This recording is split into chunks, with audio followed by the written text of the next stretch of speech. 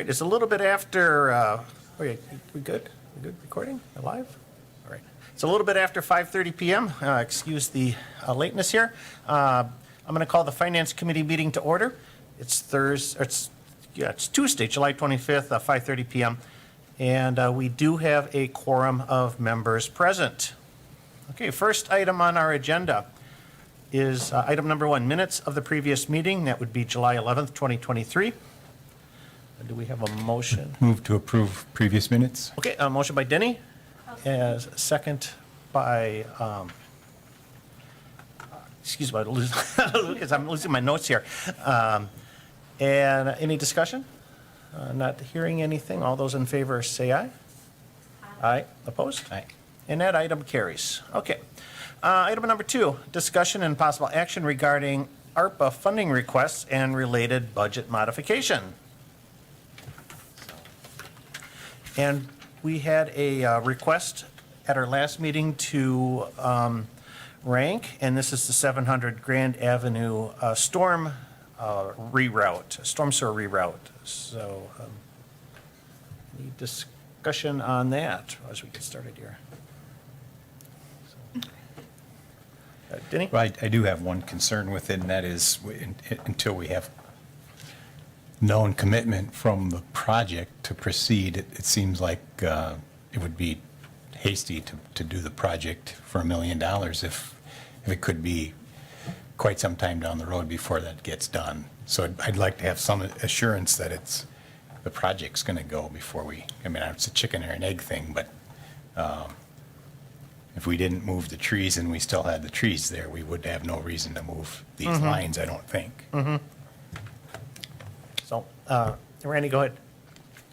Yeah, I guess, thank you for the opportunity. In terms of timing on something like this, there's a cycle that has to happen in terms of a commitment from them that requires the WIDA allocation of tax credits as part of the process. We won't know that till next year.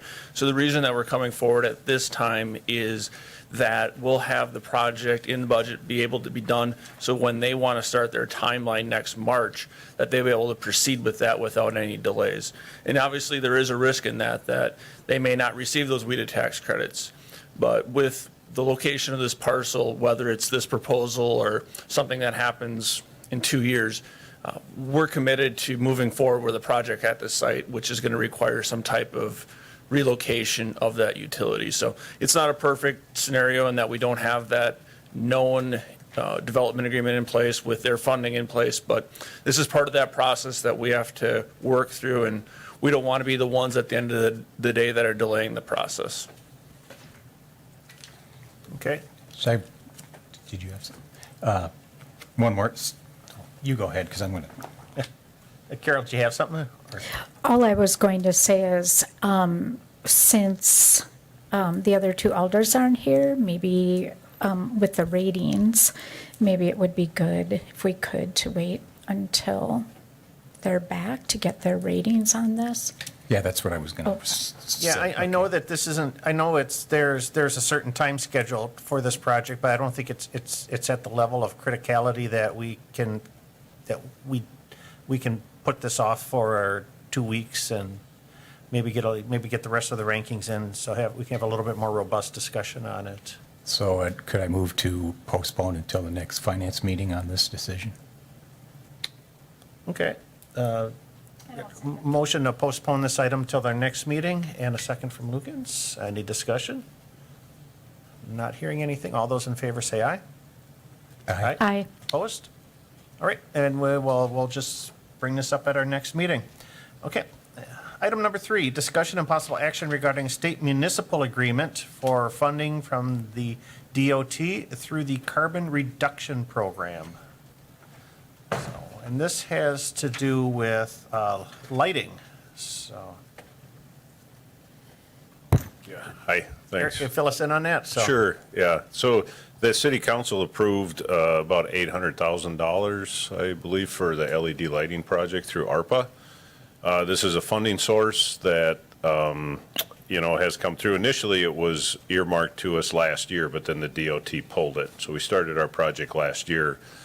We're working with the DOT right now, trying to get this back in the project. The DOT so far has been comfortable, so they sent us state municipal agreement. So that any money that we get from this program will offset ARPA that we're using. So this is just one of those grants that took a while to get developed. So is this grant for, is this is to replace the lighting on the non-state roads then within the city? Yes, as well as install the new remote control system, so we can dim lights and, we can do all that remotely. Okay. So there's a local share of 56,000, that would come out of our ARPA funds? That's then? correct, yes, it would. Yep. Okay. All right. Any other questions? All right. I'll entertain a motion then. A motion from Lukens, And I'll second that. second from Denny. Discussion? Was this ranked? No. I don't believe we would need to rank this because we had already approved the funding for the LED lighting. This is, Okay. we're just getting state reimbursement now, Okay. so, from a grant. So. Okay. If there's nothing else, all those in favor say aye. Aye. Aye. Opposed? And that motion carries. Okay. Next item, item number 4. Discussion and possible action approving budget modification for the street seal coat project. And this budget modification involves moving funds from the asphalt overlay budget over to seal coating so that we can, I guess, finish off seal coating. Are there any questions on that? Eric, I do have one question. I noticed one of the streets you're going to be doing is Town Line Road, and you mentioned in the narrative that you're going to be using a new a soy product for the seal Yeah. material. Is that as durable as the traditional material, or? Yeah, it supposedly is. We've had the manufacturer of this stuff in for the last probably 4 years, but we were waiting to get answer, kind of a response from other municipalities and other areas that have been using it. They've had decent luck with it, similar to what we did with our traditional product, and so we thought we'd try it this year on a couple different roads. Okay. Is there a savings with using it, or not really, or? No, not really. It's more kind of environmentally friendly so Okay. far from what we've seen. And it'll be interesting to see how much life we get out of it compared to the GSB 88. Because typically when we seal coat streets, we want to get, another 8 to 10 years before we're looking at milling and overlaying as part of the street life. So that's why we kind of selected just 2 streets this year. We're still using the GSB 88 on the Okay. other streets that we're doing, so. Well, Town Line Road's pretty busy, so that'll be a good indicator how Yeah, well it works. right? So. Yeah. Okay. Any other questions? Otherwise, I'll entertain a motion. I move to modify the street seal coating budget modification for Okay. 15 grand. Motion from Denny, second from Lukens. Thank you. Discussion? Not hearing anything. All those in favor say aye. Aye. Opposed? And it carries. Thank Okay, you. Thank you, Eric. So, next item number 5. Discussion and possible action regarding the proposed Axon contract for public safety software suite of services, including body-worn and in-squad cameras, tasers, interview room recording, and digital evidence management and storage, and related budget impacts. And it looks like we have Captain Baton here to, True. so. Well, thanks for having me. I really Yes. appreciate it. I'll just try to lend maybe a little bit of context and clarity to some of the packet materials that you received. So we've been a customer of Axon for quite some time now for our tasers, so the electronic control weapons. And then back in 2016, we added body cameras to our contract. We were, I believe, one of the first, if not the first, law enforcement agency in the area to do that. This was shortly followed by switching our fleets, our in-squad camera system from Panasonic over to the Axon system as well to consolidate those those systems and not have us going out to various different systems in order to gain access to that digital evidence. So we are currently under contract with Axon, a 5-year contract that will be up at the end of this year. I think the packet information that you received had a bit of a typo in there. We had corrected that, but I think the old one got in there. It says 2024. It actually does end at the end of this year. So we are currently, for the past 5 years or so, have been paying approximately $117,000 a year for these services, which would be the tasers, the body cameras, interview rooms, the fleet, so the in-squad camera system, and the digital evidence management component to that, which is cloud server storage and associated stuff. So in those intervening years, those prices have gone up quite a bit, as you can imagine, in the technology world. So we went out to RFP. We assembled sort of an ad hoc committee together, a cross-section of staff at the police department, to discuss what we really need in this world of law enforcement software suite of services. So we had some people from clerical administration that do more with redaction and things of that nature. We had some supervisors, some end users, and our patrol officers as well. We determined what we were really looking for, what were some desirable specifics that we would need in a vendor to provide all these services, and we put it out to RFP, and we received 2 proposals back. One was from Axon, our current vendor, and then we received a proposal also from a company called Utility, and this is a company that Marathon County Sheriff's Department, for example, is a local customer of Utility. We had the opportunity to visit Marathon County Sheriff's Department, speak with some of their staff members regarding that product and their satisfaction with that product. We were able to kind of go hands-on with some of the hardware and see it. And then we did invite representatives from both Axon and Utility, I believe that was back on the 12th of this month, to come to the police department, make a presentation, give us the highlights of some of their products, and discuss a little bit more about pricing, answer some questions that our committee members would have from them. Ultimately, after meeting with those representatives, we sat down as a committee to score both of those proposals. We had 6 or 7 categories that we wanted to score on, and Axon came out ahead of Utility in that scoring process. So what we are looking at, or what we're hoping to do, is our recommendation would be to enter into a 10-year contract with Axon, which is approximately $235,700 a year for a 10-year contract totaling about $2.35 million. Again, we're not insensitive to the price increase in that. I'm also aware that having gone with another vendor would have necessitated data transfer to the tune of about, I think it was 280 or so terabytes of existing storage that we have on Axon servers. Just the storage of that alone on a competitor's server would be in excess of $1 million for 5 years. So that it's more financially sound, in our opinion, to stay, I mean, even strictly from the data storage standpoint, to stay with Axon. Additionally, I would say Axon's a known quantity to us. We've been with them for quite a few years. We've been very impressed with their customer service, very impressed with the hardware itself. The products work effectively. They do what Axon says they're going to do. Additionally, what we'd be looking to do with this new contract is add in ALPR technology, which is the automatic license plate reading technology, which they have integrated within the squad cameras.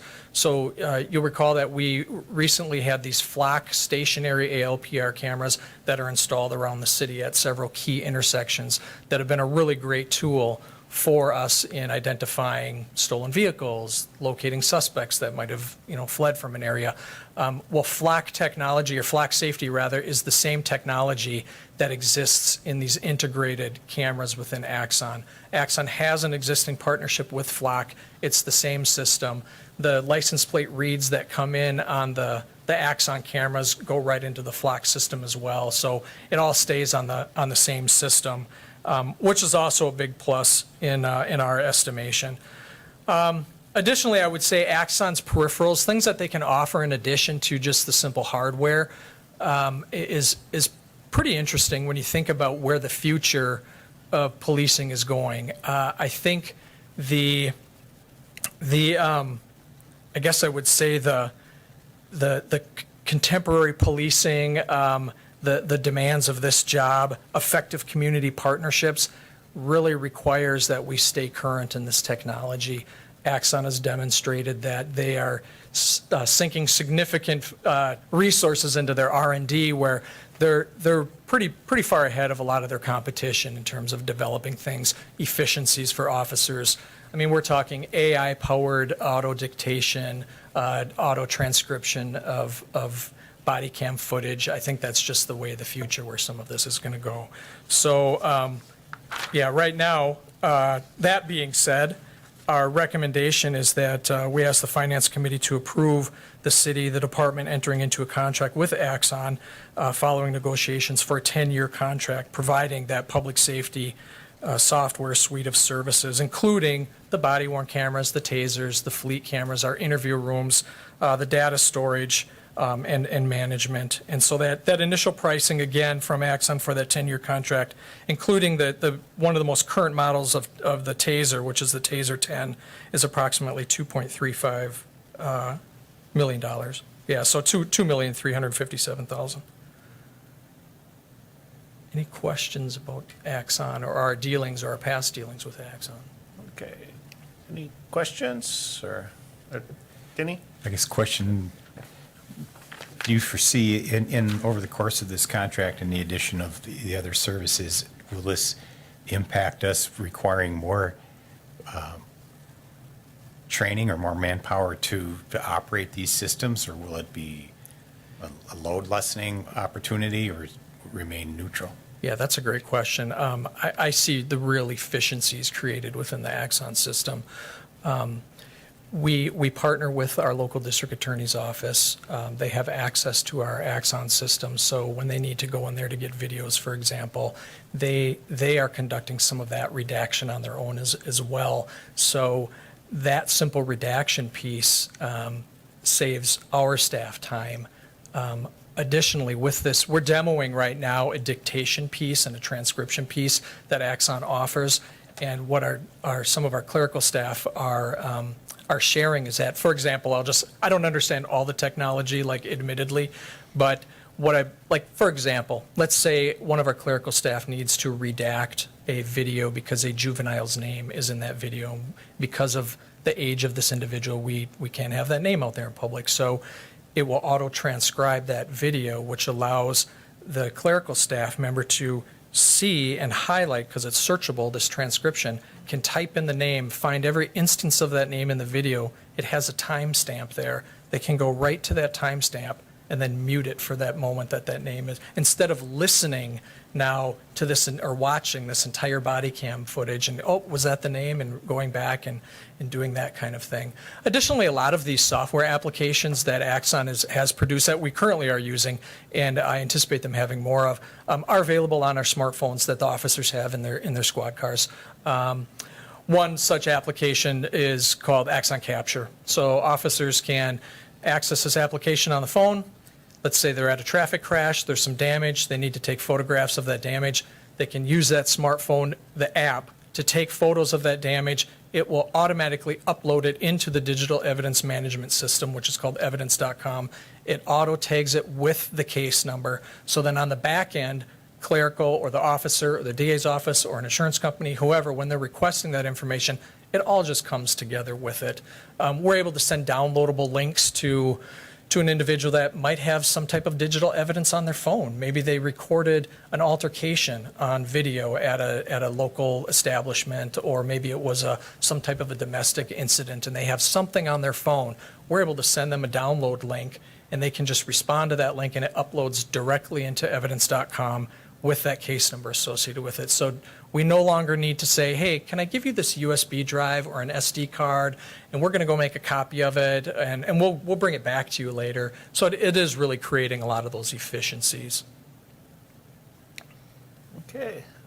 Any other questions? One more, maybe Yep. for Mary Ann. So how have we funded this in the past? Is this an increase from 173 to 237, or is this a something impact moving forward? No, I think we've been budgeting about 120. Is that about right? Okay.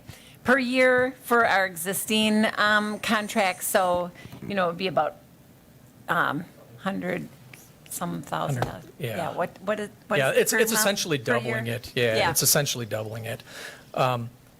And the reason we really are interested in that 10-year contract, which Axon says they are seeing more and more agencies going to or opting for a 10-year contract, is yes, that is quite an outlay or a commitment rather of money there.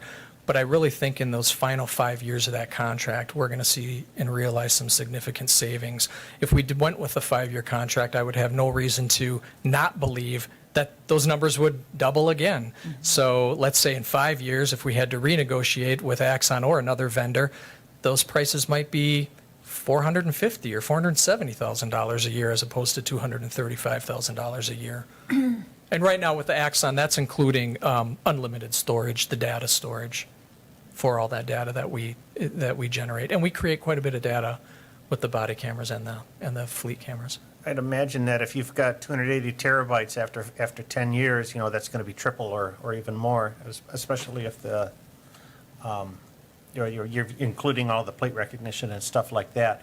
One of the things, so this contract would be 1.568 million. That's just for the cameras.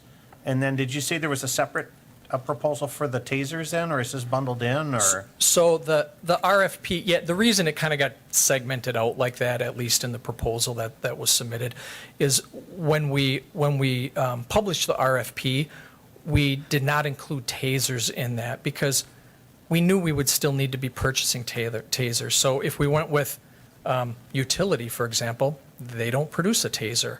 So we would still need to be purchasing tasers. And so we didn't really want to create this environment for a competitor to Axon to not be able to submit a proposal because we required or necessitated that a taser-like device be part of that quote when really nobody else is making something comparable to that. I mean, very few people. I'm sure there are some that are out there. There are some type of devices out there, but not really on par with what we're looking for. So we knew that even if we had gone with a different competitor, if we had recommended a different vendor, we would still need to maintain some type of a relationship with Axon, if only for the purpose of purchasing tasers.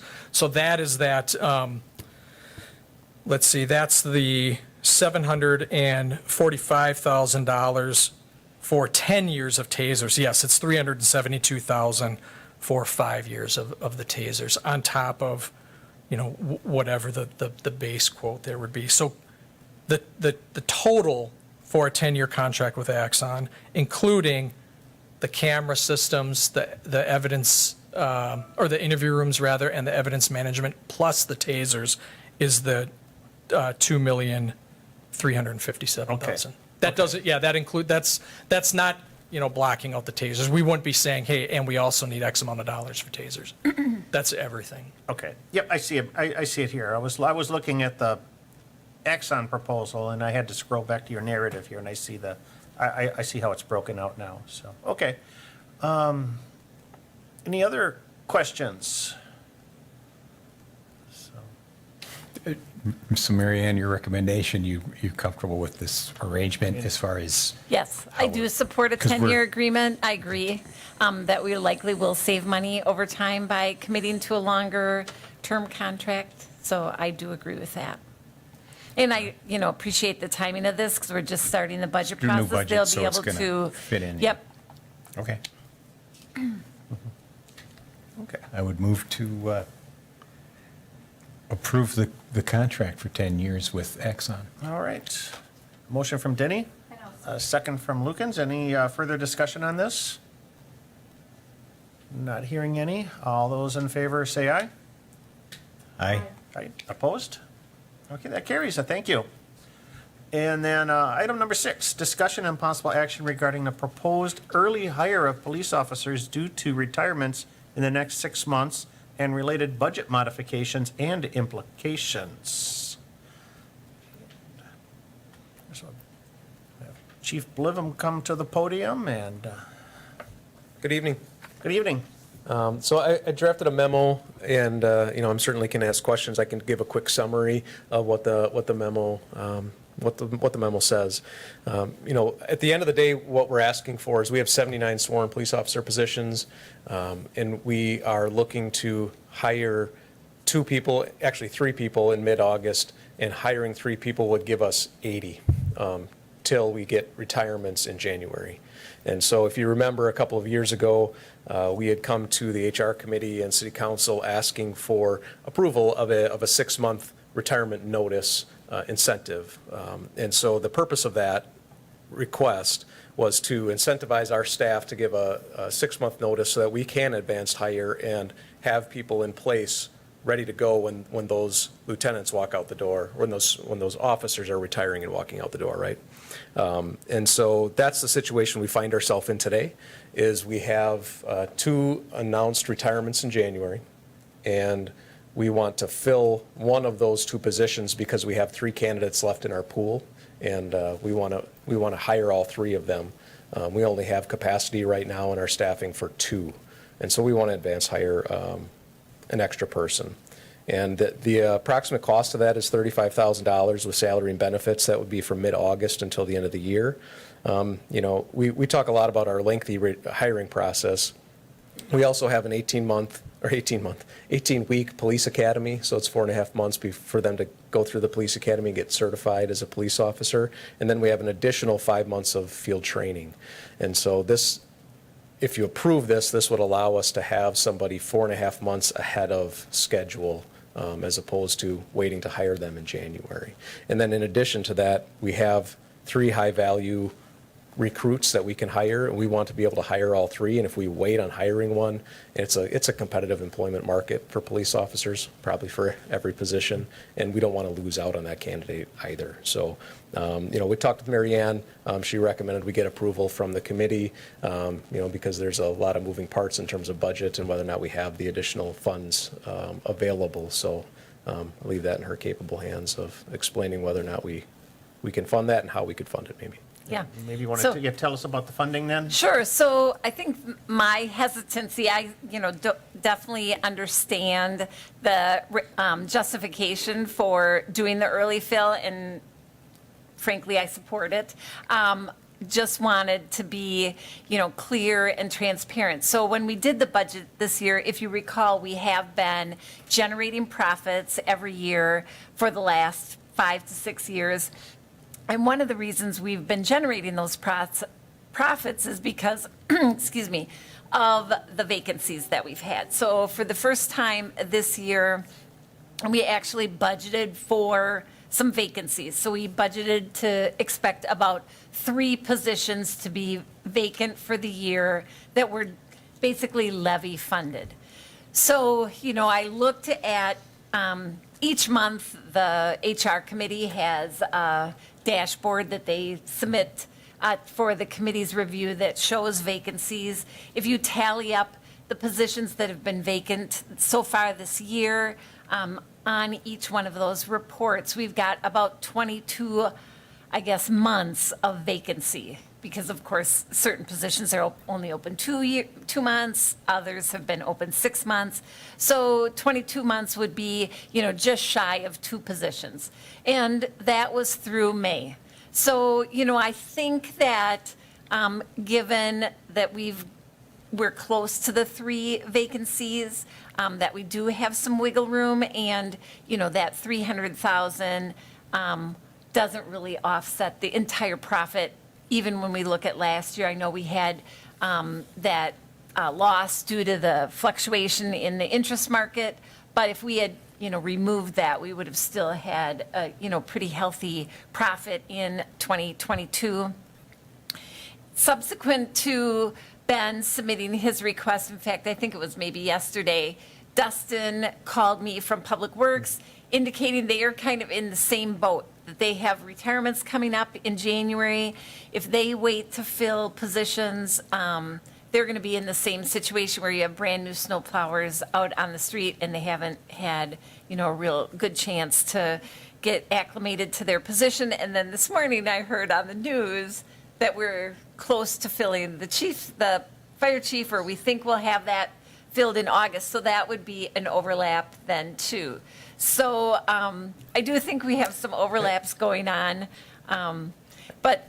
I'm not sure what you heard on the news, but I know that in the Police and Fire Commission meeting, the anticipation is they're not going to promote somebody in the fire department to chief until Bob's retirement. Oh, I know okay. in the police department, they're anticipating doing that in the next probably 3 or 4 weeks. Okay. So. Oh, maybe I misheard too. I was If they would getting ready select an for work, internal making candidate for coffee. police chief in the next few weeks, it makes this whole discussion a moot point because we would have a vacancy at that point. Right. Right. Right. If they select an external chief, then we don't have that vacancy.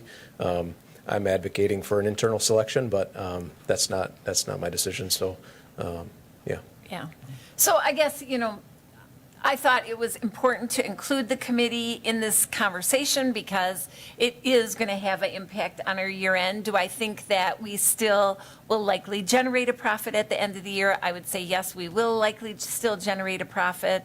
Again, like we never really know. Winter is our biggest, contributor to costs. We did have, a busy first quarter, but I think we're doing okay from a financial standpoint. And again, if we're looking at the investment market, rates are significantly higher than we budgeted for, so that'll be definitely an area of profit. Permits are still very strong, so we're doing well in the permit area. So when we look at, again, focusing on the general fund, I think that we're safe to perhaps be a little bit more aggressive and allow some of these departments to early fill. But it really is So a council decision. if we've got 22 months of vacancies, we only really need a person for 5 months. So that should give us enough wiggle Right. room then. And I didn't, like, Dustin's isn't specifically on the agenda, but I feel like it's pertinent to the conversation. And I can't remember, did you say 2 people, Dustin? And I can't remember the timing of when you would want to hire them as well. Ideally, we would like to get them before winter, so October timeframe, something like that. Okay. Where we'd have some time to train them before the snow starts flying. And Doug, did you have a question? Well, yeah, I support this if we can anticipate, take advantage of the market as people arise. The only thing maybe from a policy standpoint is, do we limit, we don't want to hire somebody for a year in advance. And if Right. not necessarily in this case, but do we have some kind of a feel for what that limit would be? I don't know. But Yeah. in this particular instance, I'd support this by exception, sure. But I think that's part of the policy, moving, because that we know we've got that 6-month window in order to get a new person in to fill the position. That's not like it's outside of, we're not looking at year or more in advance of hiring somebody. So, Right. Just, Yeah. I think right now the 6 months is a cap because, historically, we haven't been able to offer a position and fill a position unless we have the retirement notice in place. And this policy would allow us, we have the retirement notice in place 6 months out, so I think that's the cap. That's the longest we could do, because otherwise we wouldn't have the ability to requisition and get a position Right. more Right. than that without the retirement notice. The other thing I would just mention is I think my recollection is when HR and Finance first discussed this policy, they had attributed dollars into the HR budget to accommodate some of these requests. Using I think the request was to use budget savings first, but there was another allocation of funds in the HR budget. So that's maybe in our upcoming budget discussions to have some money set aside so that we can advance hire and take advantage of some of, if we're doing a good job in recruiting, whatever department it is, we want to be able to take advantage of that and bring those people on board. So I would encourage you to consider having some additional money set aside in the HR budget to be able to facilitate the hiring, advanced hiring of certain positions. Yeah. All right. Any other questions on this? Otherwise, I will entertain a motion. I would move to advance hire as required for the police department shortages Okay. or anticipated retirements.